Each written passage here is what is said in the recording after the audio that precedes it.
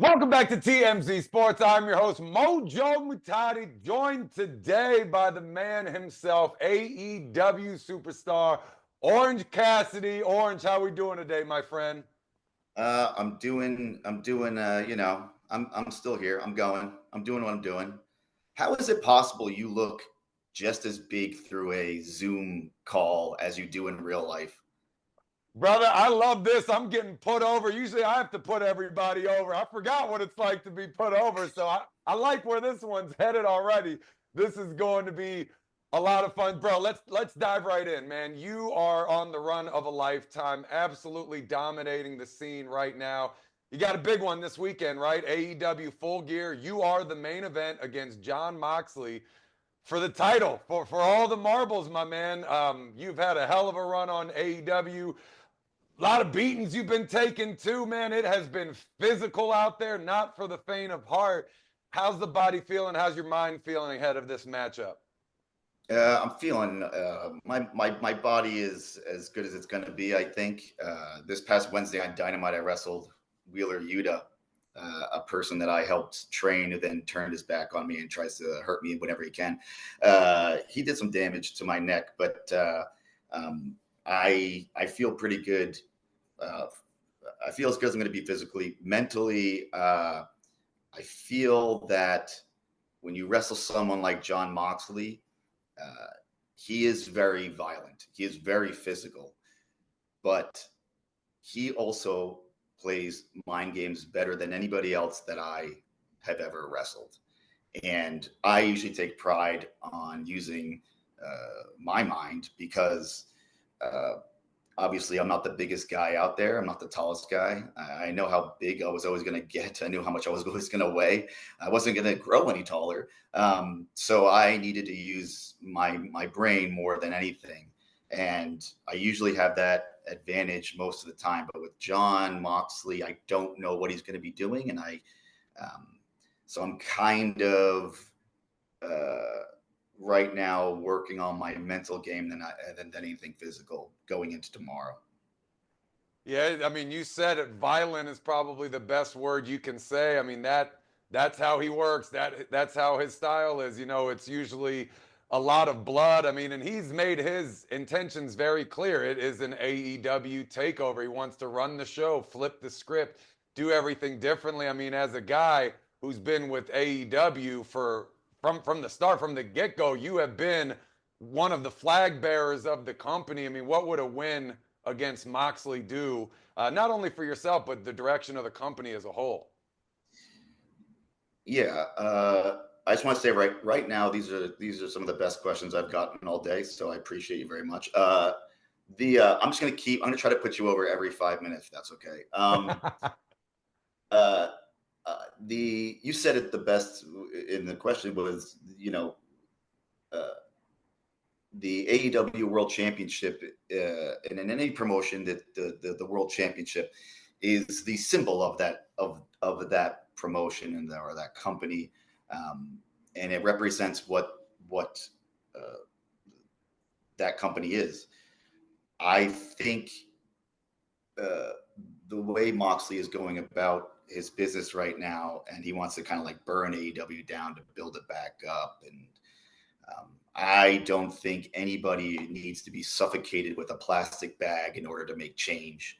Um, I think AEW needs to get back to what made AEW special, and that is a group of people that have all different styles of professional wrestling and different visions of professional wrestling coming together and making a product moving forward. Um, in order to take that AEW championship and hold that symbol and everything that it means, um, everything that professional wrestling can be, all the good in professional wrestling.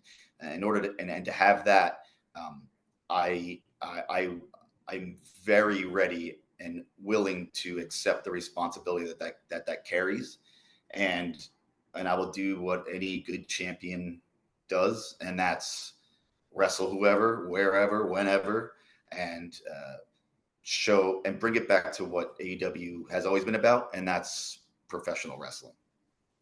You know, you said something that really stands out to me. I mean, you talked about the mental aspect of the game and playing mind games with your opponent. I mean, when I was wrestling, that was something that I always tried to tap into as well. I always thought that that was such an untapped space in a wrestler's game. I mean, you have one of the most unique style. I mean, for my money, maybe the most unique style in all of professional wrestling. I mean, I remember watching you for the first time, and I was like, I like this. I feel like I know exactly what he's trying to accomplish here. I mean, a lot of people might see your style, they might think you're just trying to be entertaining, but when you're in the ring with someone like that, it really does kind of throw you off your game when you're not acting like everyone else and coinciding with exactly how professional wrestling typically goes. So I'm really glad that you touched on that. So, I mean, with that, you have an unbelievable connection with the fans, right? You're able to reach them in a way that most other wrestlers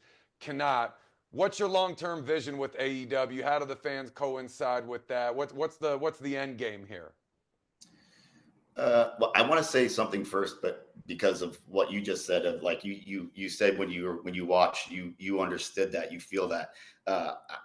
If I'm not mistaken, uh, even though you're much bigger than me, I think we had the same approach. Make my opponent think that they have the upper hand, and whether that is I don't care, or I'm lazy, or I'm slow, or if they think you don't know what you're doing, you're just running around being an idiot, or when really what we're doing is just taking them out of thinking that they're in control when they are not. And I feel that you and I are very similar in that situation, and that by that means mentally. If I'm not, I think I'm correct. Am I correct? You are correct, Okay, sir. I okay, love it. okay. You pegged it, brother. Yeah, yeah. Uh, um, it's I I didn't come from anywhere else.